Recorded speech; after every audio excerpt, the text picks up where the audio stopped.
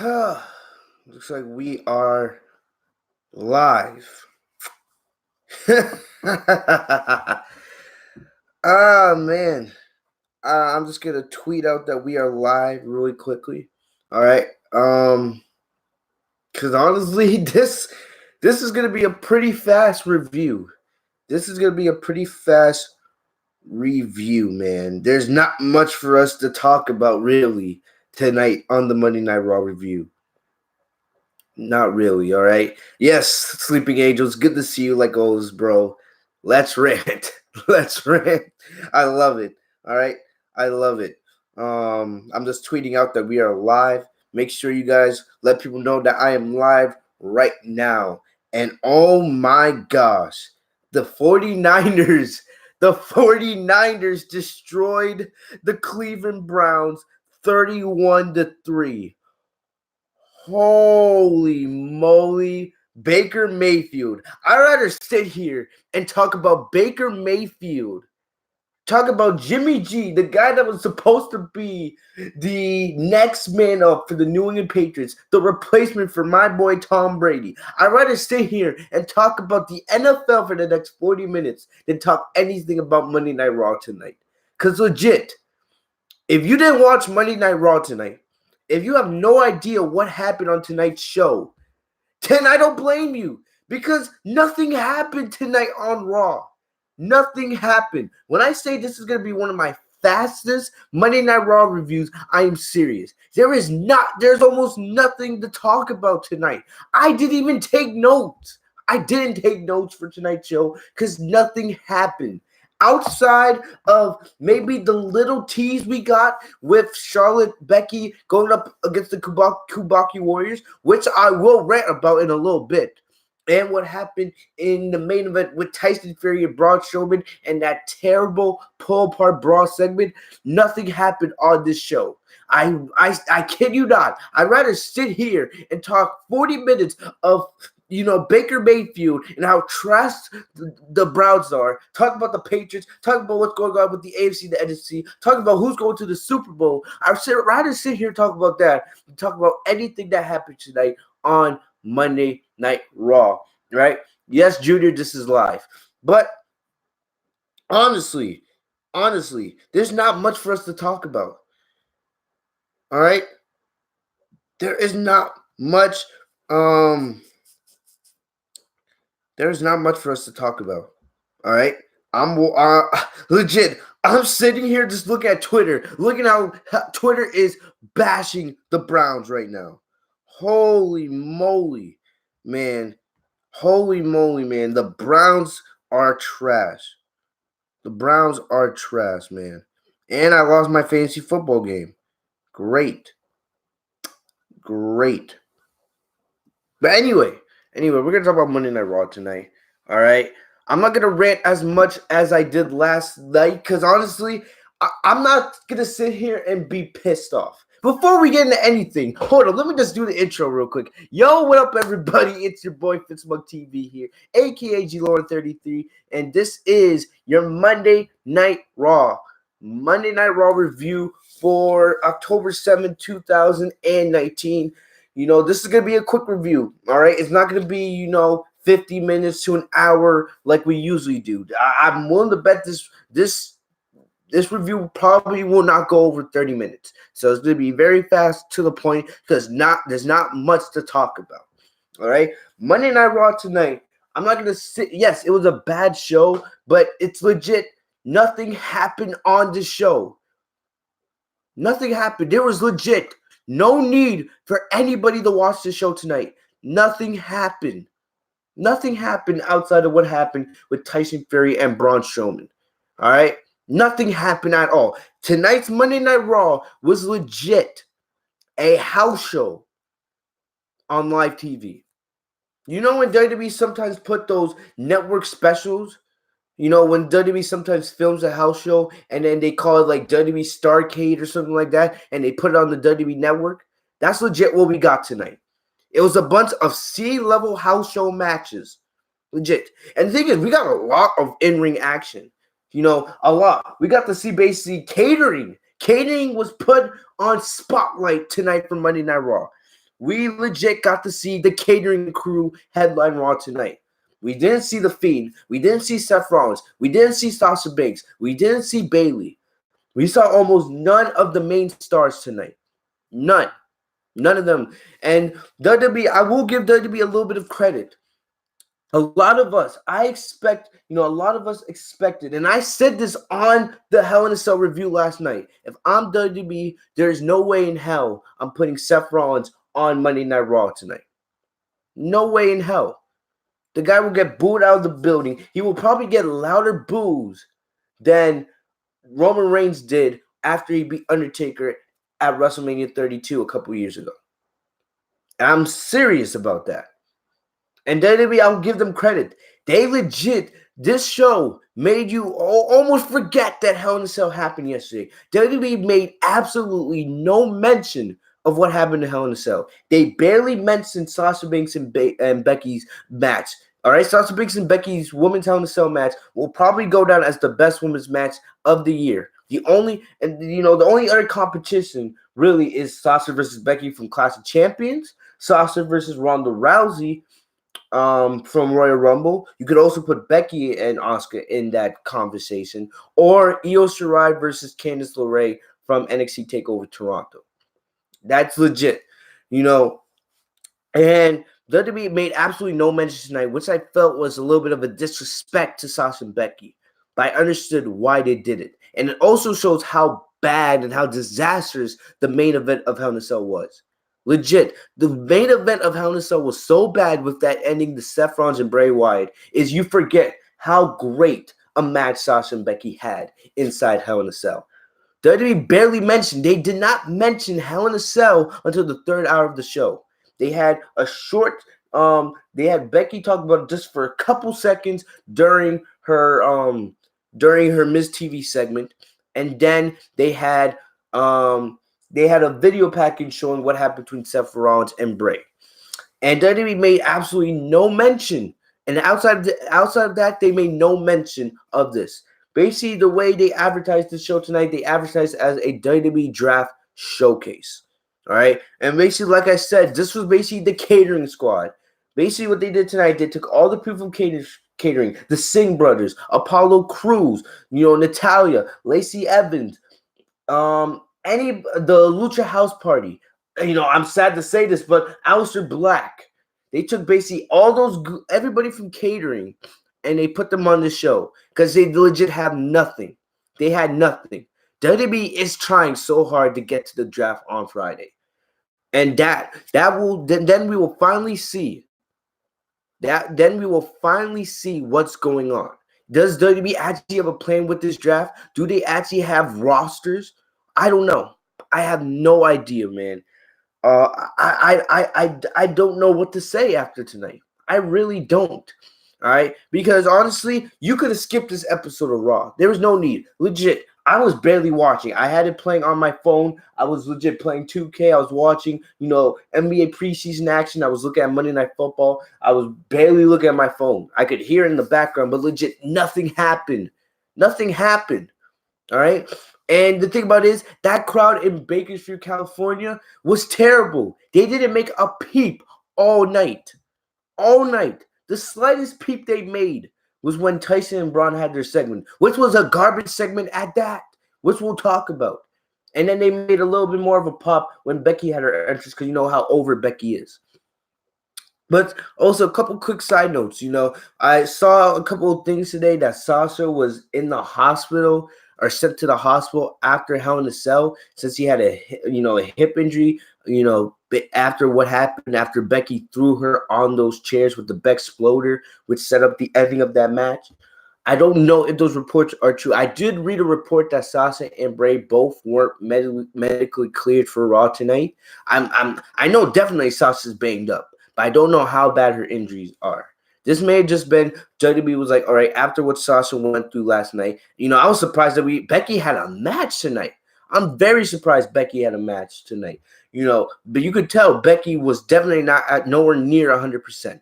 Nowhere near her usual self tonight. She was fighting to get through her tag team match. But, WWE, I will say this. as much as part of me wanted to see, maybe we get a Sasha versus Becky rematch tonight on Raw, maybe something like that. I don't know. Because Sasha's health comes first. Sasha's well-being comes first. I don't know how bad Sasha's injury is. The way, based on what I was hearing, it was a hip injury. I don't know how serious it is. I know she's banged up, but we have no idea how serious. Sasha hasn't posted anything on social media. She hasn't posted nothing on social media since Sunday afternoon. She stayed off social media. I'm guessing she has to be home. She's probably at home recuperating, and I'm willing to bet we'll probably won't see Sasha until Friday at the WWE draft. Because after what we saw at Hell in a Cell, Sasha has to be going to SmackDown. She has to be going to SmackDown. Unless I don't see them continuing this feud. The way they, especially with them making almost no mention of Sasha tonight, it just tells me that their feud has to be over and Sasha's being moved to SmackDown. I don't know. I really don't know. I'm not gonna get angry tonight because I left all my anger on last night's show. Which, if you guys haven't yet, go check out the Hell in a Cell review. Definitely one of my best reviews. One of the better reviews we've done this year. I absolutely unloaded on WWE, especially what happened with Sasha and Becky and how Sasha should have won, and then I unloaded even more on what happened with the Fiend and Seth Rollins in one of the worst endings to a main event pay-per-view match in WWE history. All right, it's like I said, if Sasha's not moved to SmackDown, it's gonna make no sense. Speaking of the draft,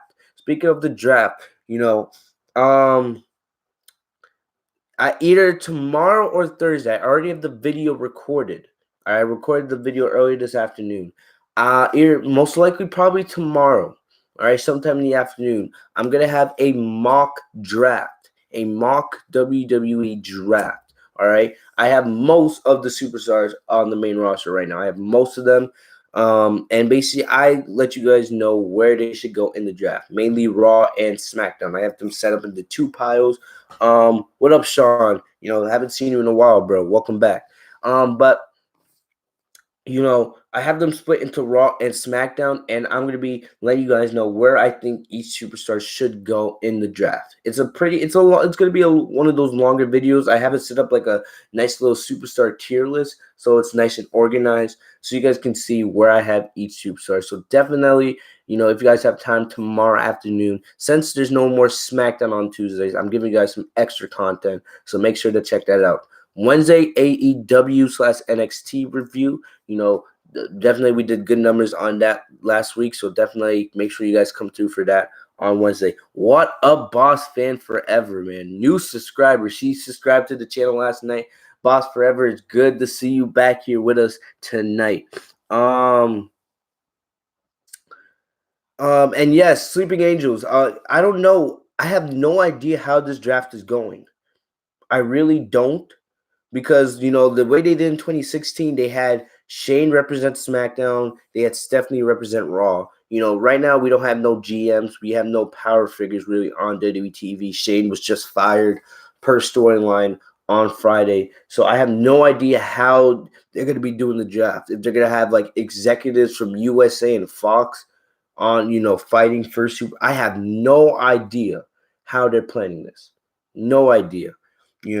We're gonna have to wait on Friday. Is that the way? Is Sleeping Angels? Is that the way they're actually doing it? I don't know. Are you gonna have executives from USA and Fox appear making the decisions? I don't know. I have no idea how this draft is gonna work out. I want to say I'm excited for the draft because hopefully WWE will finally make change. But I've learned not to trust WWE. If the draft is good, I will say it's good. I'm definitely intrigued to see how the draft is going to turn out because finally we're going to get fresh rosters, a new start for both Raw and SmackDown, and hopefully WWE doesn't mess it up. But make sure to check out my mock draft tomorrow or Thursday. Most likely tomorrow I'll have that video up ready for you guys. And Friday, definitely we have the draft itself. Also, real quick, I'm just going to mention this now since WWE really didn't make any mention of it tonight. WWE knows how much it fucked up with the Hell in a Cell finish. All right, I read a report earlier today that Vince initially laughed at the way the crowd was reacting to the Hell in a Cell finish. But, later on, he realized he fucked up. The fact that Vince McMahon laughed, at the beginning when he first heard the crowd reaction, just shows how badly he needs to go. Legit. Vince McMahon, his ego is so big, he thinks he can do whatever he wants. He can make any decision, and just because he's Vince McMahon, we don't matter. Me reading a report of Vince McMahon laughing at the beginning after finding out, the initial reaction to Seth and Bray's controversial finish is absolutely a joke. It just tells you how much Vince doesn't give a fuck. That's what it tells you, because Vince is out here.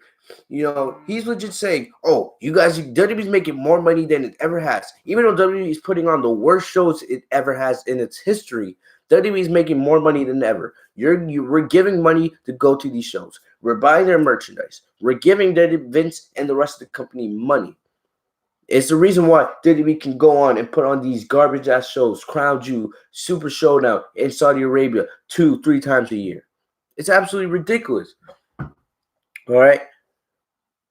Like, for real, Vince McMahon actually laughing at the initial reaction to Seth versus Bray just tells you how much he doesn't give a fuck. And it's a joke. The fact that Paul Heyman, Kevin Dunn, Triple H, anybody in charge of money of the creative direction on Raw or SmackDown, the fact that nobody went up to him, because at the end of the day, Vince gets the final word on all of these decisions. The fact that nobody went up to him at the end of the show, and the fact that nobody legit had the balls to go up to Vince and say, we can't have a DQ in a Hell in a Cell match. We can't make this decision. Just shows how much people are willing to suck his cock.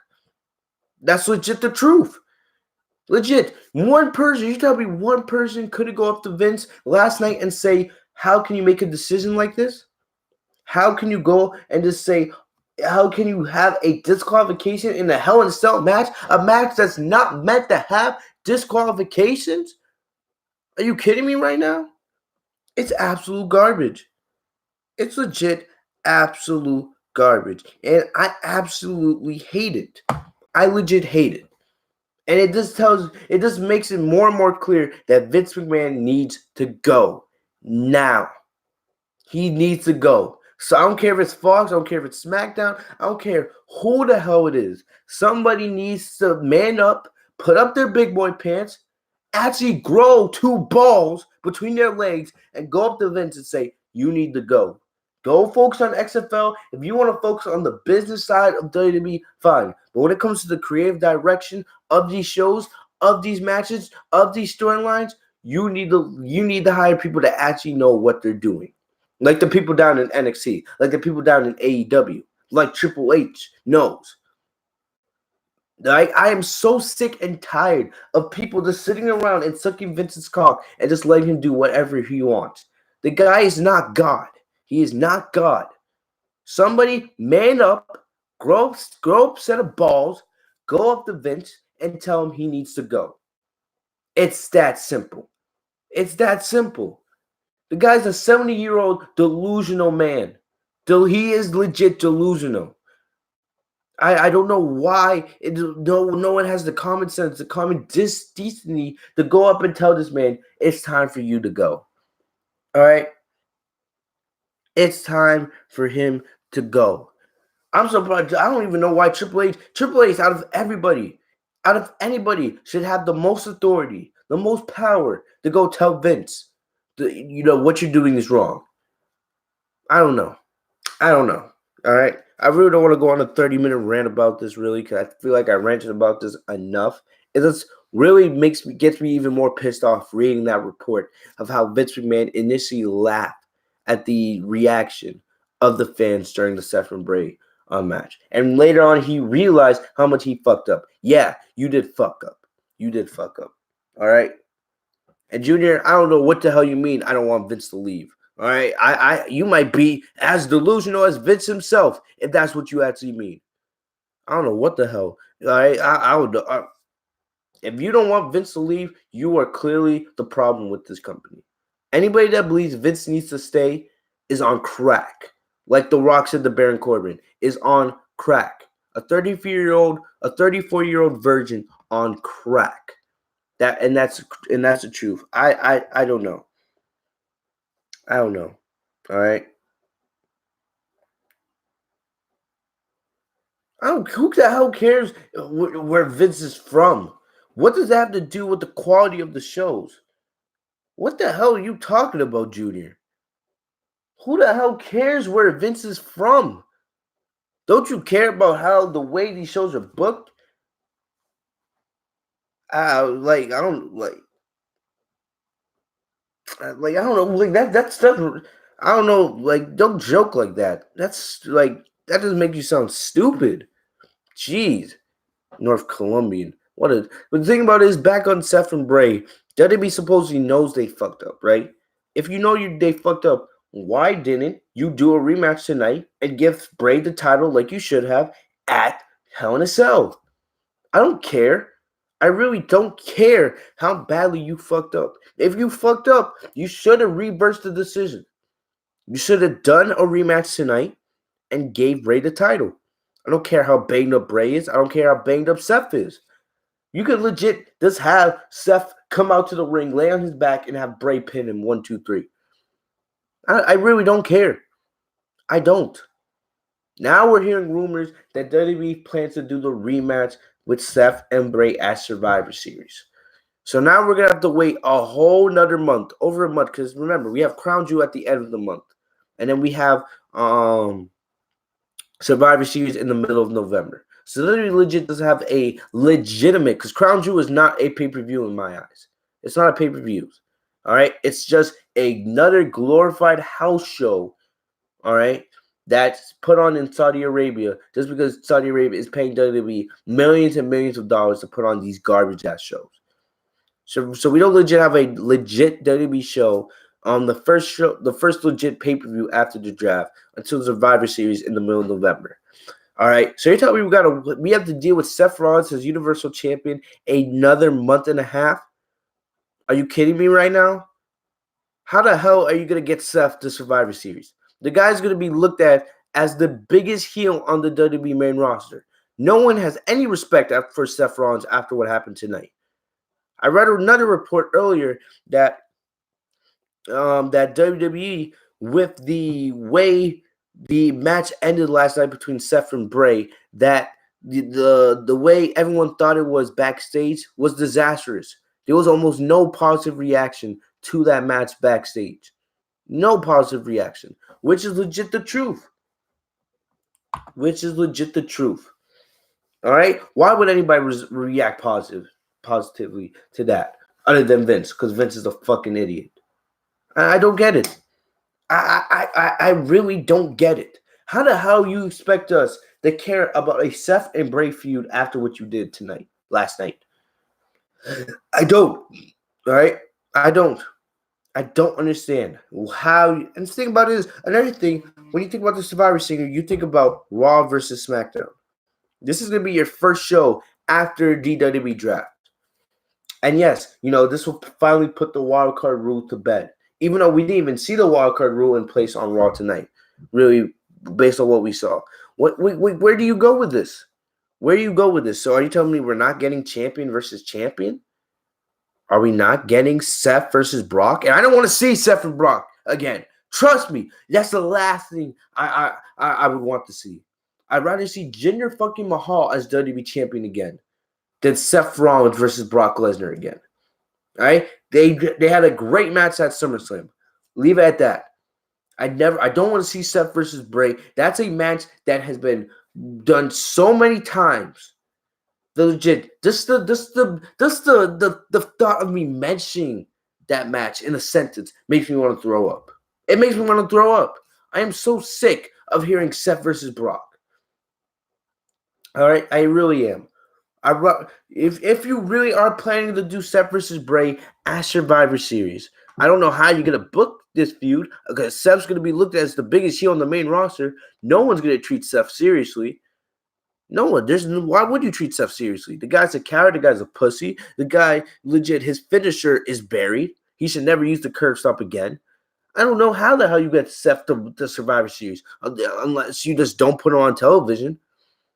That's probably your best course of action. Don't put Seth on WWE TV till Survivor Series, and then you have him lose to Bray in a squash match. You make the right decision, and you make Bray Universal Champion. I don't know. Paddle Pie, if you're asking a question, you got to be more specific about it. All right? You got to make the question specific if you're trying to ask me a question. All right? I don't even know. What the hell did Junior say?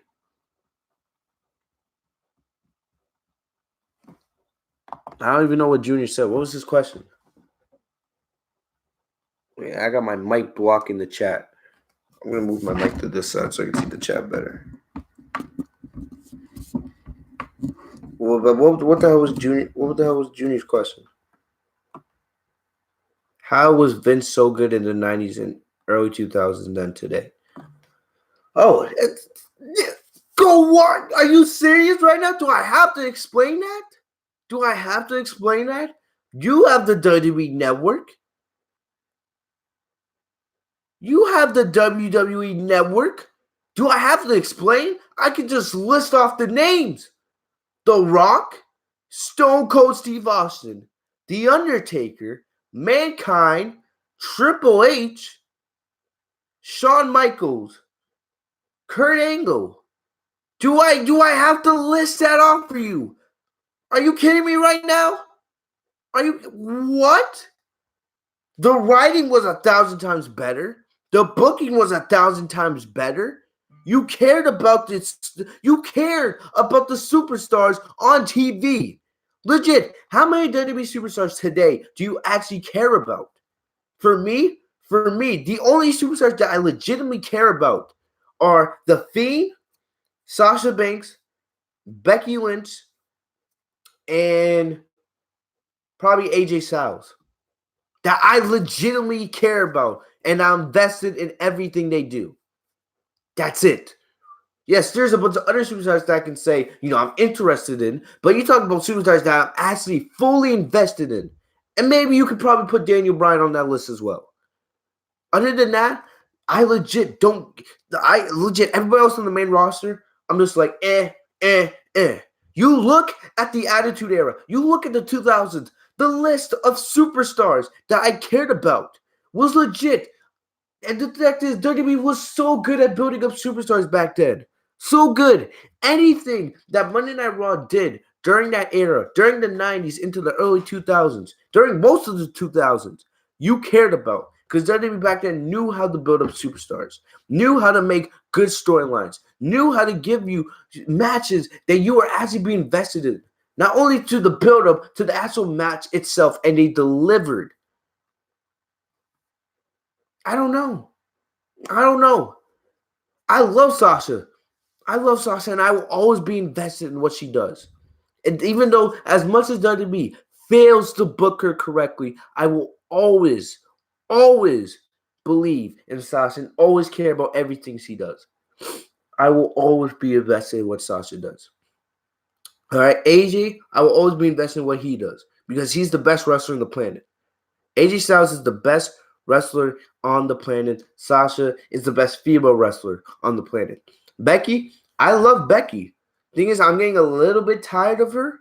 A little bit. Maybe it's more because of because of the feud with Sasha. I love Becky, but the thing about it is, she's been on top for over a year now.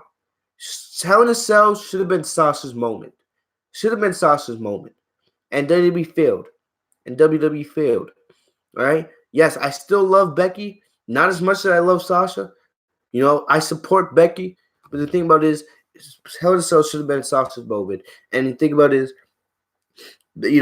Hell in a Cell would have been the right time to let Sasha take over the division. Where do you go with Becky from here? Honestly.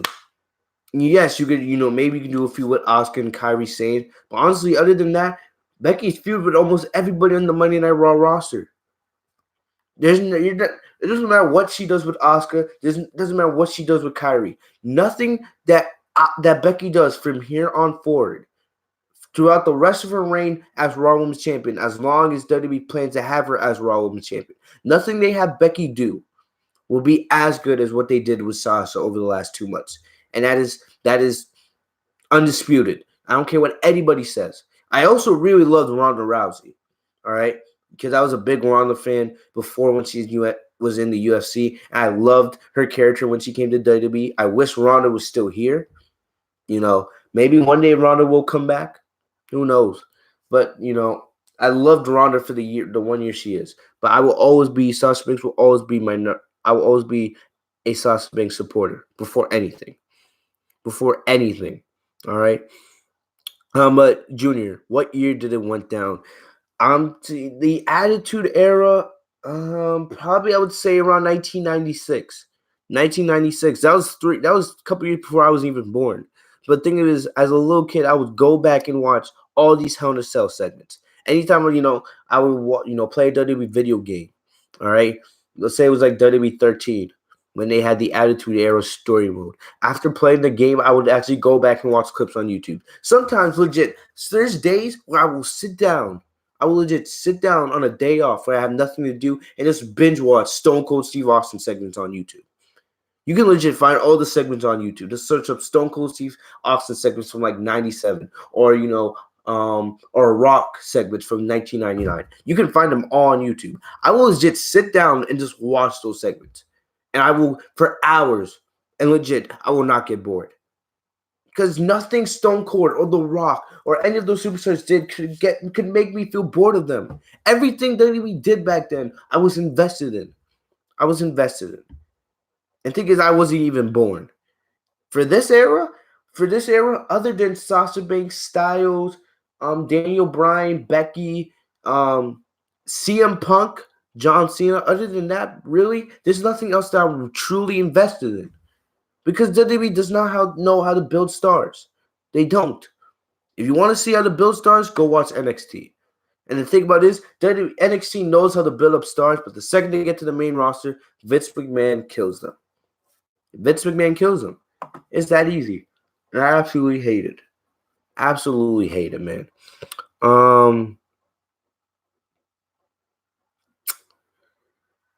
But yes, I think I really got off topic there. But we were talking about Bray versus Seth. Honestly, I don't know how you booked that. I really don't know how you booked that. I don't. I don't know how the hell you're gonna get Seth to Survivor Series. The Fiend will be fine. And hopefully, if they are doing the match at Survivor Series, the Fiend will finally get the moment, and we finally get that title off of Seth Rollins. Honestly, but I don't know. I really don't know what else really to say. I don't know how you're gonna get Seth to Survivor Series, man, because the guy's the biggest heel in the company right now after what happened last night. All right, unless you keep Seth off television, that's the only real logical choice. Keep Seth off television until Survivor Series. Other than Crown Jewel, I don't know. I really don't know. But we're gonna go through this show really quickly. Like I said, not much happened. The fact we're only 30 minutes in, and I have barely mentioned anything on the show tonight. All right, Junior. Thanks for coming through. I mean, not Junior, Joe. Thanks for the support, bro. Thanks for always being here. And I'll see you later, bro. Thanks for coming through. But we're gonna go through this. All right, really quickly. Honestly, there's not much for us to there's not much for this. All right, not much for this. WWE starts off, and you could tell WWE said this was good. Raw was going to start off in this fashion, and you could tell by the second Raw came on the air tonight that the direction they were going with this show. You could tell that they were barely going to mention Hell in a Cell. They were barely going to mention what happened between Sasha and Becky. They were definitely almost not going to say anything at all of what happened between Seth and Bray. All right. We had basically the show started when after the intro, the first thing, we didn't even see the pyro. We didn't even see any pyro. There was barely any pyro on tonight's show. All right. Bailey, what we saw Randy Orton and Baron Corbin attacking Rusev. All right. We know that they're doing the Team Hogan versus Team Flair match at Crown Jewel. But basically, We saw Rusev being attacked by them. Rusev was able to fight them off. But out of nowhere, we see Bobby Lashley show up on the screen. And you guys know, if you guys were here for my Monday Night Raw review last week, you guys saw I had an absolutely epic rant on what happened between Bobby Lashley and Lana. That garbage that we saw last week. All right, I don't know. WWE supporting, just WWE supporting sex scenes in 2019. Ridiculous. All right. Actually, I saw a funny tweet on Twitter of Brazers. That's an actual porn company, Brazers. They're actually tweeted WWE. If you want, if they tweet, I think it was like at WWE, and I quote, if you need help coming up with satisfying conclusive finishes, we can help you. I absolutely died of laughter when I saw that. That was absolutely, man. That was absolutely hilarious. No, Patapon, that's not my problem. It's not my problem that the fact that they were kissing. And Patapon, weren't you here for the review last week? Do I have to remind you what we talked about last week, bro? That has nothing to. The fact is, first of all, that happened in the main event of a Universal Championship match. You stopped a Universal Championship match so we could see two grown people kiss. If you don't see a problem with that, then I don't know. I don't know what to tell you. I really don't. That is self-explaining in yourself. Not only in the main event of Monday Night Raw, not only in the main event of a go-home show for Hell in a Cell, you had two grown people kissing in the main event of a Universal title opportunity, of a Universal title match.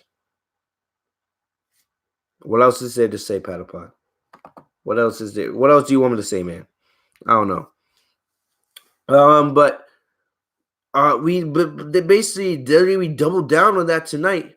We see Bobby Lashley on the Titantron. Basically, supposedly he's in Rusev's bedroom, which I know for a fact that wasn't Rusev's bedroom. All right, that had to be some made up bedroom scene backstage. All right. But basically, Bobby Lashley, he said he was wearing Rusev's robe. He was in Rusev's house, in Rusev's bedroom, and he was sitting in Rusev's bed in just his underwear. All of a sudden, we see Lana. She's in a robe. She takes it off. She's wearing a pink lingerie. And then, Lana's going on and on and on. Thank you, Potapod. I appreciate the support. All right. Anyway, what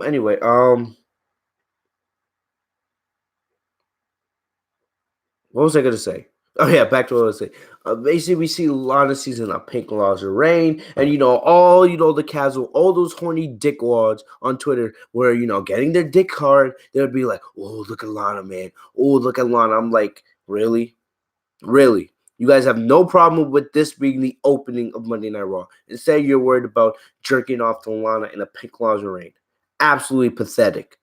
But we see Lana. She's in the pink lingerie, and she's talking. She was talking in and out of her accent. All right. So Lana wasn't fully in character here, but they had Lana. She was like saying, "Oh, Rusev, now I do what I want. We don't have the same bank account no more. All right. We don't share everything anymore. All right. Now I'm doing completely what I want." Then she took off her straps, and then basically she's laying in bed, basically naked with Bobby Lashley. And Bobby Lashley turned off the lights, and basically that was it. I don't have to tell you else what was happening. Basically, Lana and Lashley got it on. They didn't show it on WWE TV, but that was the way WWE wanted to perceive it. And after your disastrous finish to Hell in a Cell with a WWE draft 4 days away, instead of focusing on your talent, making superstars look important going into the draft, you're more focused on a sex storyline between Bobby Lashley, Lana, and Rusev. Where is this going? What's the point of this? Why should we care? And for all the casuals that are fine with this, you guys are the problem with WWE. You guys are the problem with WWE. Legit, how can you be okay with this crap? Really, how can you? You guys are in the midst of a war with AEW. And instead of focusing on your wrestlers, focusing on your talent, focusing on their skills and building up superstars, making them look like actual superstars, you are more focused on a sex storyline. If you want to watch a sex storyline, there's sites, there's places where you can get access to that. I don't want to see that on WWE TV. Simple. I'm not ranting as much as I did last week. And I'm not getting as angry as I did last week because, honestly, why should I? It's not going to do anything. This show was garbage, and it was legit the most skippable episode of Monday Night Raw to date. To date. But after this, we saw Rusev. Randy Orton and Baron Corbin were laughing on the outside of the ring the same way they were last week. Rusev absolutely snapped. And we actually there was faint Rusev Day chants. Like I said, the crowd in Bakersfield tonight was absolutely garbage. Absolutely garbage. All right. Exactly, Paddlepot. I agree with you, bro. Be a normal person. Go. You know where to go. Go on Boredom if you want to go watch that crap. I should not be seeing this on a WWE TV show, a sports entertainment show. Yeah, bro. I don't have any problem with that. Yes, you can say that in the chat. I have no problem with that. It's the truth. It's the truth at the end of the day. But we saw Rusev. He absolutely beat the hell out of Randy Orton and Baron Corbin. I like this aggression from Rusev. It seems like Rusev is now a babyface again. Where does this lead him? I don't know. We'll have to wait to see if Rusev's going to be put on Raw or SmackDown. I think Rusev could definitely be a legit competitor in either the mid card or the main event scene. You can put him in any scene, really. But you have to treat him seriously. And they're not treating him serious right now, especially with this whole Lana Bobby Lashley garbage storyline they're doing right now. But we'll have to wait and see. I like the aggression that Rusev did. He beat the crap out of Orton and Corbin. He was taunting them like, you like laughing at me. You think that's funny? I like this aggression from Rusev. Where will lead him anywhere? Probably not, because WWE, Rusev's been there for how many years now, and WWE still hasn't figured out how to book Rusev. So no, I don't think they will though. I don't think they can book Rusev correctly. But hey, we'll see where they go in the draft. We had a last woman standing match between Natalya and Lacey Evans. I couldn't care about this match. I don't care about Lacey Evans. I don't care about Natalya. You guys know, anybody that's watched me know, I don't give a crap about these two women. I don't. All right? These two have been feuding since SummerSlam, and this match, in my opinion, was garbage. Lacey Evans had control of Natalya almost this entire match. But Natalya kept getting up at 9. Kept getting up at 9. Kept getting up at 9. There was a part of the match where we saw Lacey Evans had a trash can with Natalya's name spray painted on it. And inside the trash can was actual trash. And there was a part of the match where she actually threw the trash can at Natalya and threw all the garbage on her. And it looked pretty disgusting. There was hamburger wrappers, there was hot dog, French fry cartons. There was empty drink bottles. It looked like legit garbage. This was legit garbage. This match was absolutely terrible. Terrible. The only thing I really can say about this is Lacey Evans throwing the trash can at Natalya.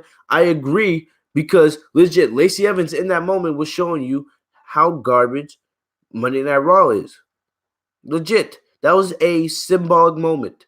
Lacey Evans in that moment is like throwing the trash can, is like showing the world how garbage Monday Night Raw is. Even though Lacey Evans is a huge problem, right? No one gives a fuck about Lacey Evans. She's just as garbage as this show.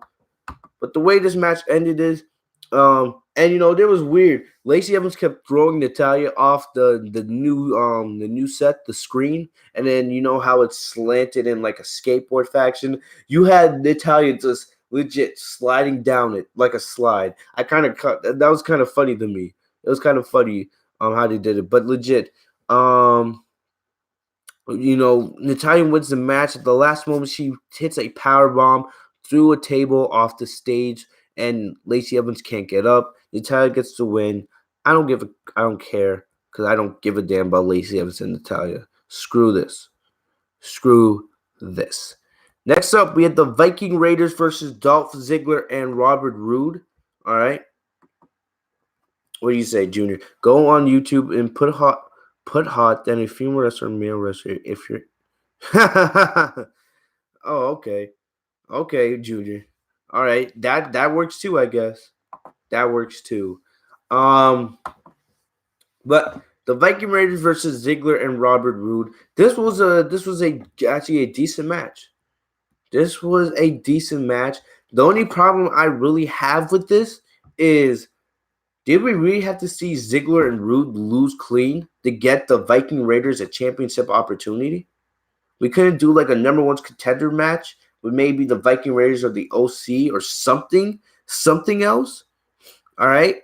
It was actually confirmed next week that, on the WWE Draft episode of Monday Night Raw, we're going to see the Viking Raiders go up against Roode and Ziggler for the Raw Tag Team Championship. I actually wanted to see these two teams go at it. All right. I wanted to see that. But there's no way that the Viking Raiders should pin your champions to get a tag team title match. That it's stupid because it makes the other team look weak. And honestly makes me believe more likely that Roode and Ziggler are going to retain next week just to get their victory back.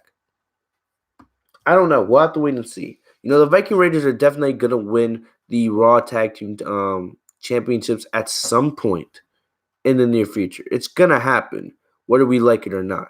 When it's going to happen, I don't know. But it's going to happen eventually. No doubt about it. This was not a bad match. I just kind of disagree with the ending. I don't think you needed to see your Raw Tag Team champions lose just to get a tag team title match. But that's just my opinion. We had Shanu and Shamir Singh, the Singh brothers, aka, in my opinion, the Cringe brothers, come out. They called out Aleister Black. Aleister Black was looking for a fight. The same thing he's been doing on SmackDown since the WWE Superstar Shakeup, all the way back in April. The fact that this has been Aleister Black's gimmick on WWE TV for the last 6 months is an absolute joke. Aleister Black, like I've said multiple times here on this show, on this podcast, on this channel, Aleister Black is a main event superstar. He should be out there fighting with Seth Rollins, fighting with AJ Styles, fighting with The Fiend, fighting with Brock Lesnar over the WWE or a Universal Championship. The guy is way too good to be rotting backstage in poor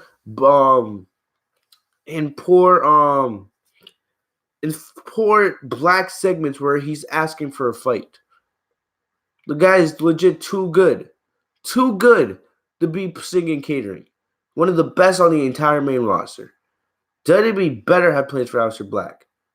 Better have some serious plans for Aleister Black after the WWE draft. No matter if he's on Raw or SmackDown. The guy is too good to be wasted and not to be used. All right, absolute garbage.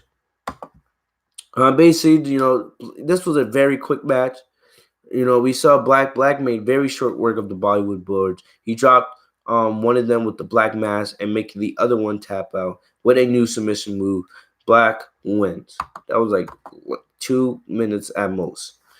Next up, we had a 6-man tag team match. I didn't care about this match at all. We had the Lucha House Party going up against the OC. There was legit no point of this match. This was another house show match. This match was only all right, Patapod, come back when you're done investigating. I don't know if the review will still be going, but go do what you gotta do. But this was legit a house show match. There was nothing. This match did nothing for the Lucha House Party. Legit, it was just a match to fill time. It was legit a match to fill time between the OC and the House Party. The OC won, of course, and afterwards they beat down the Lucha House Party even more. Styles did the elevated Styles class on the middle rope to to Dorado. To Dorado. I don't know where they go from here because there's still a chance that WWE could break up the OC in the draft. Part of me thinks Shinsuke might be getting moved to Raw with the Intercontinental Championship, and we might see Styles move to SmackDown with the U.S. Championship. Definitely that would be interesting. A heel Shinsuke versus a heel Styles. That would be interesting right there. I don't know. I do not know. All right. Can we send the links? You're going to have to ask Paddlepot for the links. If you want to send links, yeah.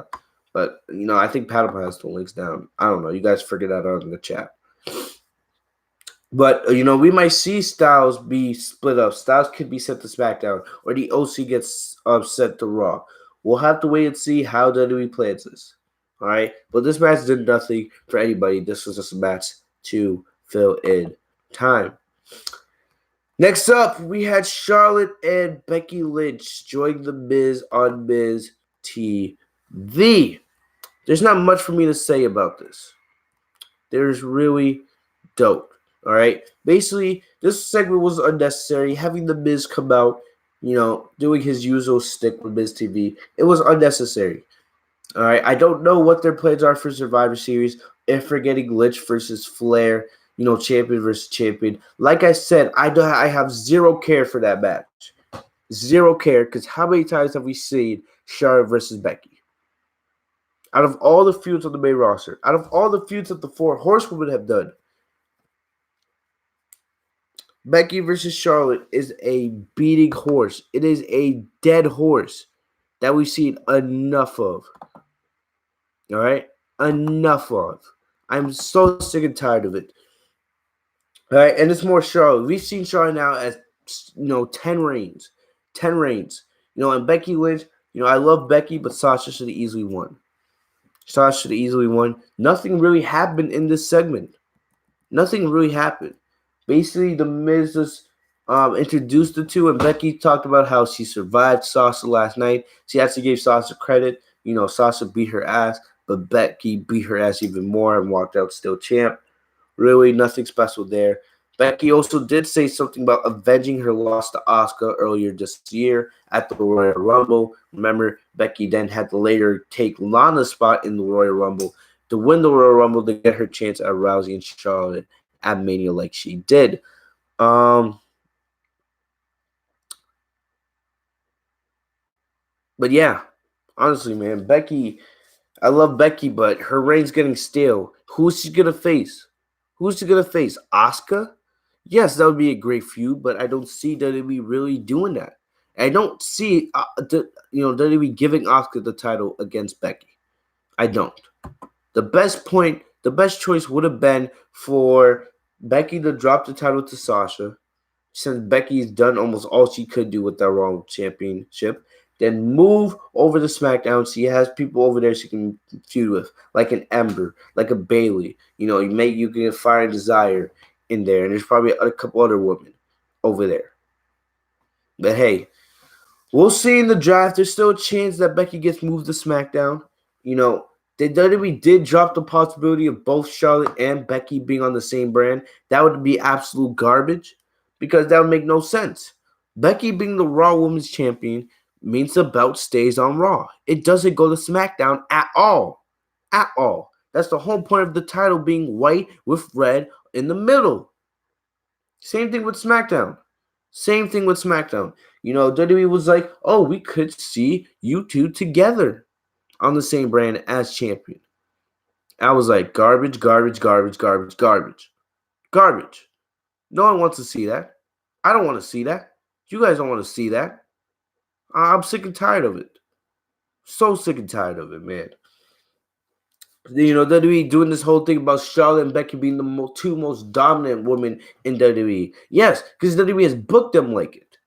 Instead of like Sasha and the others, All right, Jessica, right? I'll call you Jessica. Thanks for coming through. Love the support. Glad to see that you're part of the squad. Make sure to support. Send this to your friends. Let them know about Fitzwing TV and the movement we got down over here. Let them know, Jessica. Thank you for coming through. Have a good night. But Becky and Charlotte being called the most dominant woman in WWE. I like, really? Really. They're the dominant. Yes, Becky and Charlotte are amazing in the ring. But don't you ever forget, Sasha Banks is the best female wrestler in the world, even though she's not booked like it. I have no idea what WWE has planned for Bayley and Sasha going forward. I don't know if they had anything planned tonight, but since Sasha was injured, they didn't do anything. I don't know. We'll have to wait in the future to see if they have anything planned. All right, Patapon, what are you gonna send me the link to? Send it to me on social media. You have me on social media, bro. But honestly, man, this segment was garbage. Legit. Just hearing Becky and Shaw keep saying, oh, they're the 10 most dominant women in WWE right now. This makes me sick. Makes me really sick to my stomach. But this would lead into a champion showcase match. Asuka and Kairi Sane came out. They legit, you couldn't understand anything they said because they were speaking full Japanese. All right.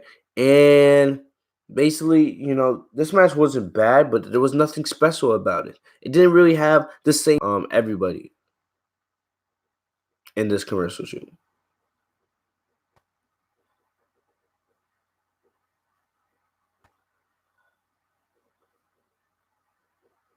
I don't know. Oh man, I don't know. Honestly, I'm just sitting here thinking about it.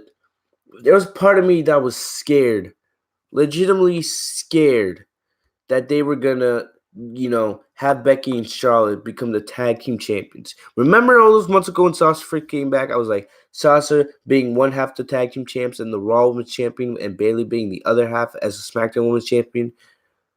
Imagine if that's what they're planning to do with Becky and Charlotte, just to make them look more dominant than they already are. That would make me sick to my stomach. It really would. Really would. This company, they're legit. It's a bunch of idiots. It's a bunch of idiots at the end of the day. But this leads into the match. We saw the match. We saw the match ended. We saw Asuka going up against Kairi Sane, and out of nowhere, Kairi Sane got knocked to the outside of the ring, and then we saw Asuka coming out of nowhere, and she did the same thing she did last night to Nikki Cross. She hits Asuka brutally with the poison mist. All right, with the mist. All right, it looked pretty graphic, very graphic. Jeez.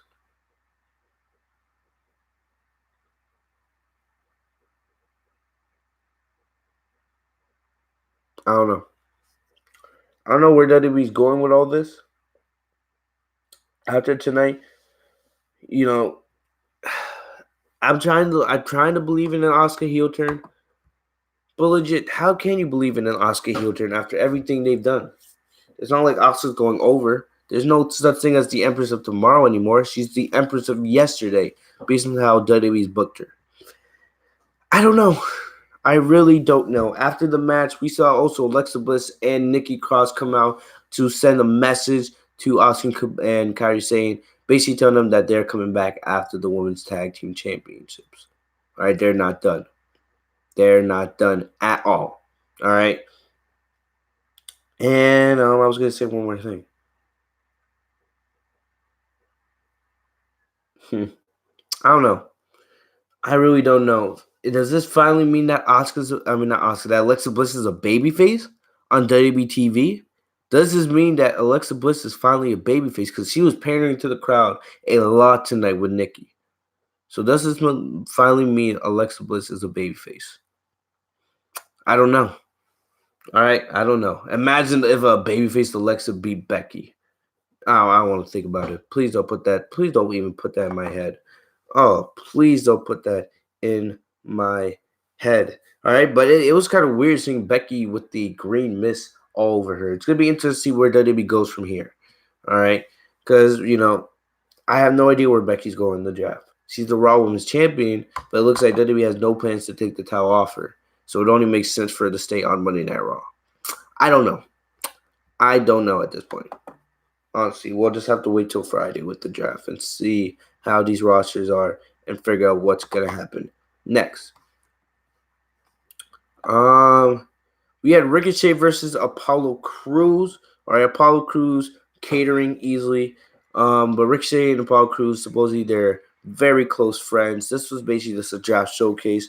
Ricochet and Apollo Crews both looked, or basically said similar things, talking about how they're going to use the draft to, reset themselves, have a fresh start, and show everybody what they're made of. Ricochet's gimmick is, um,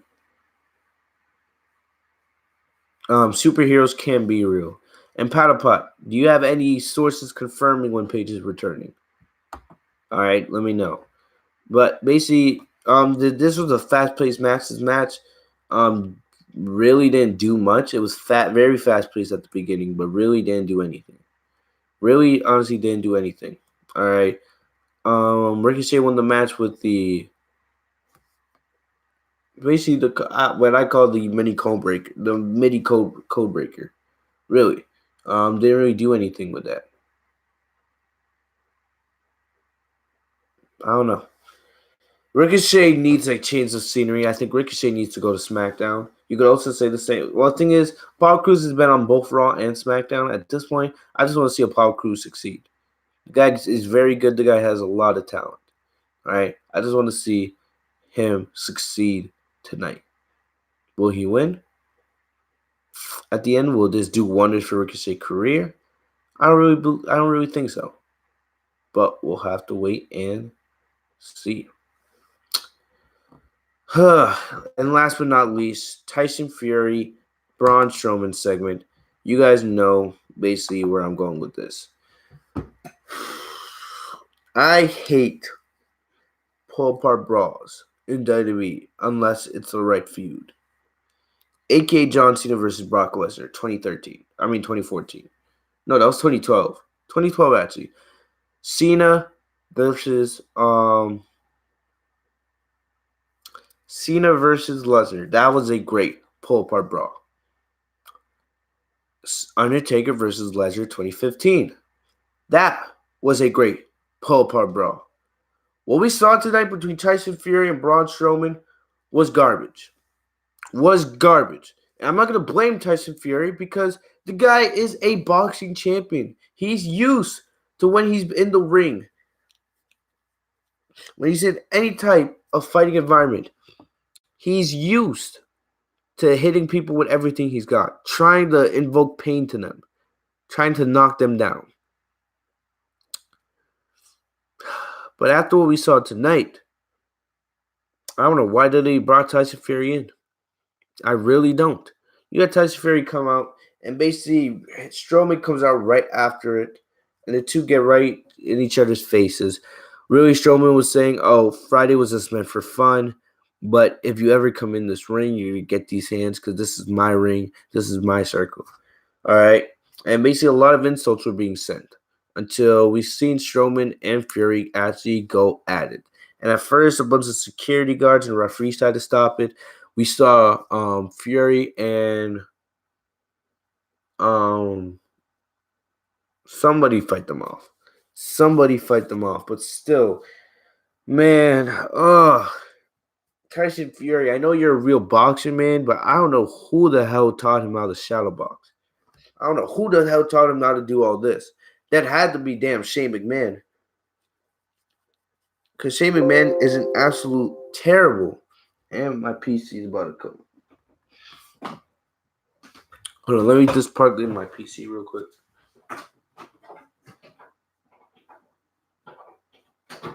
Alright, we're back. Well, honestly, what garbage? What legit garbage was that? Tyson Fury legit was doing everything in his power not to hit those security guards and those referees tonight. It looked, almost on the level of a Shane McMahon punch. When Shane McMahon does his quick, rapid-fire body punches, Tyson Fury did that tonight, and it looked absolutely terrible. Absolutely terrible. I'm not going to blame Tyson Fury because the guy isn't used to this kind of sports environment. He's used to doing for this stuff for real. All right? Tyson Fury is used to doing this stuff for real. All right? And so you can't expect him to go into a world that's PG where you really can't have, blood other than fake blood and stuff like that. I don't know. It doesn't make any sense to me, but I'm not blaming Tyson Fury. I'm going to blame Strowman. I'm going to blame Vince McMahon. I'm going to make those in charge of tonight's show. All right. But thing is, we had Strowman and Fury brawling, and actually, it was so bad because these two were not throwing any punch at each other. They were legit bear hugging, trying to get position. I don't know if they were trying to get him in the full mount, if that was gonna do, because once you get in the full mount, it is incredibly hard to block. Very hard to block and almost impossible to get away from. But Fury and Strowman had to be separated. Clearly, based on what the reports say, they're trying to set up a match between these two at Crown Jewel. I don't know. If WWE wants to do that, fine. Because right now I don't know what WWE has plans for Sasha and Bayley after tonight. WWE, man, really relying on these part timers. Cain Velasquez, who's not yet signed yet with WWE. Also, Tyson Fury. WWE bringing all these boxes and outside sources for Crown Jewel, even though Crown Jewel will still be garbage and won't do anything for anybody. But that's just my opinion. The Strowman versus Fury brawl was terrible, and I'm not gonna blame Fury. I'm gonna blame Strowman. I'm gonna blame anybody in charge of this show tonight. It's that simple. It's really that simple. Monday Night Raw tonight, absolute garbage. Nothing happened on the show. Probably the most boring, uneventful Monday Night Raw review of the entire year. All right. I want to thank you guys. Oh, Paddle Pot. Why is Brock scared of Vasquez? Because in UFC many years ago, I think it was 2005, when Lesnar was the UFC heavyweight champion, Vasquez actually kicked Lesnar's ass and beat him for the title. That's why Lesnar is scared of Vasquez. Just want to get that out of the way. But other than that, guys, that's all I got for you guys today. I want to thank you guys for coming through to the review, man. I'm getting pretty tired. I've been grinding very hard lately. But we had the Hell in a Cell review last night. We had the Raw review here tonight. And then tomorrow, depending on what you guys got, we're going to have the mock draft. Then Wednesday, we're going to have AEW NXT review. Thursday, I don't know if I'm going to have any video for you guys. And then Friday, SmackDown. All right. Sorry, Junior. Said it on social media. Thanks, Luke, for all the support. But you guys know, as always, follow me on social media. The links in the description down below. I was very active during Hell in a Cell and tonight with Raw. So if you guys ever want to talk to me during the shows, you guys know where to find me. But yeah, that's the schedule for this week. Thank you guys for everything. I'll see you guys later. Have a great week. Peace. Let's get out of here.